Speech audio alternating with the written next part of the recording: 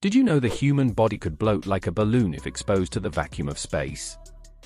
Hold for a beat. Well, not exactly, but space is a wild place for anything, even a dead body. Today, we're getting real and diving into what happens when someone kicks the bucket in space. Unlike burying a loved one on Earth, space burials offer a whole new frontier. But what exactly happens to a body floating aimlessly out there? Let's imagine an astronaut tragically suffering a heart attack during a routine spacewalk. Thankfully, this has never happened in real life. Space missions prioritize safety, and thankfully, all space-related deaths have been due to spacecraft malfunctions, not individual health issues. But for the sake of this thought experiment, what if the crew had to dispose of the body in the vast emptiness of space? So, what gruesome fate awaits a body floating in the emptiness of space? Buckle up, space explorers, because part 2 is about to get, well, not exactly gory, but definitely interesting. Space is no walk in the park. It's a harsh environment with 3 key threats to a dead body. Space has an average temperature of -270 degrees Celsius, which is enough to freeze the body solid faster than any freezer on Earth. Imagine a human popsicle. Space is bombarded with radiation from the sun and other sources. This radiation can break down the body's cells at an alarming rate. The near vacuum of space means there's almost no pressure or air.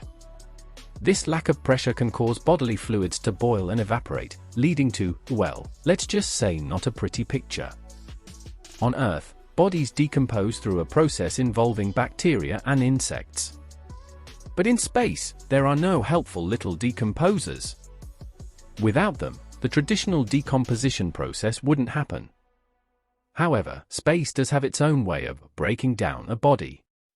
The extreme cold would essentially freeze-dry the body, with fluids evaporating due to the vacuum. Radiation would also play a role, essentially mummifying the body over time. So, what happens to this cosmic mummy in the long run? It depends. If the body isn't ejected with enough force, it might eventually fall back to Earth, although this would take a very long time. More likely, the body would become another piece of space debris, possibly orbiting the Earth or the Sun for millions of years. It could even collide with another object, becoming part of a future asteroid or even a new moon. So, while a dead body in space wouldn't decompose in the traditional sense, the harsh environment would definitely take its toll. It might become a frozen, radiated mummy, wandering the cosmos for millennia. But that's just part of the story. In part 3, we'll explore the ethical and practical considerations of space burials and how space agencies handle the unfortunate situation of a death on a mission. Stay tuned for some surprising space funeral facts. Now, let's get into the nitty-gritty of what happens to a body in space. Remember, there's no air pressure in space. This means any liquids on or near the body's surface, like blood or fluids in the eyes and mouth, would rapidly boil and evaporate due to the lack of pressure. Imagine a gruesome pot roast in space. Expert Jimmy Wu, from the Translational Research Institute for Space Health, even suggests blood vessels near the surface could burst, causing some bleeding. But that's just the beginning. Space is also incredibly cold, with an average temperature of -270 degrees Celsius. This extreme cold would quickly freeze the remaining water in the body, essentially turning it into a human popsicle.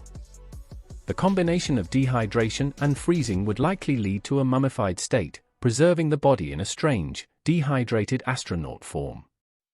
However, things get a little more complex depending on where the body ends up floating. While space is mostly a frigid wasteland, it can also get surprisingly hot. For example, the International Space Station experiences temperatures ranging from a scorching 200 degrees Celsius to a bone-chilling -200 degrees Celsius. Here's the twist: if the body ends up in a hotter area of space, any lingering bacteria could actually start decomposing it. Remember, research on the ISS has shown some bacteria can survive in space for at least 3 years. So, in a warm spot with these hungry microbes, the body could decompose much faster than in the extreme cold. But even in the cold and regardless of bacteria, space has another trick up its sleeve: radiation. Space is bombarded with harmful radiation from the sun and other sources. This radiation is like a microscopic bully, breaking apart the body's molecules and causing the skin and muscles to slowly degrade over time. So, even a frozen mummy wouldn't be entirely safe from space's harsh touch. So, we've seen that a body in space wouldn't decompose in the traditional way, but it definitely wouldn't be taking a relaxing spa vacation either. The harsh environment would take its toll, potentially leading to a freeze-dried, radiated mummy. But what about the practicalities? In Part 3, we'll explore how space agencies handle the unfortunate situation of a death on a mission and the surprising world of space burials. Stay tuned for some mind-blowing space funeral facts. So, our cosmic corpse is now a dehydrated and decomposing mummy, floating aimlessly through space. But where exactly is it going? The answer depends on the initial push it received when jettisoned from the spacecraft. It'll follow a specific trajectory, basically becoming a space hitchhiker, unless it bumps into something. And that something is a real possibility. Space isn't exactly empty. There's a surprising amount of debris and even operational satellites whizzing around Earth. According to Miles Harris, a space debris expert, colliding with these objects is a genuine risk for our space mummy.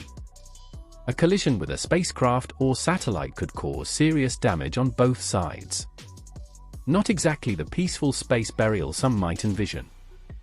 Thankfully, NASA has some safety protocols in place to avoid such a collision. They recommend venturing further out and leaving planetary orbit before releasing a body. This minimizes the risk of a space graveyard accumulating around Earth. But what if the body avoids a collision? There are two main possibilities. If the death happened in low Earth orbit, think under 2,000 kilometers from Earth, gravity would slowly pull the body back towards our planet. The final act of this cosmic journey would be a fiery re-entry into the atmosphere, where the body would burn up completely.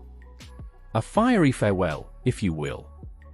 Releasing a body into space isn't the only option, though. Space burials are becoming a thing, but they come with potential risks. Contaminating other celestial bodies is a serious concern.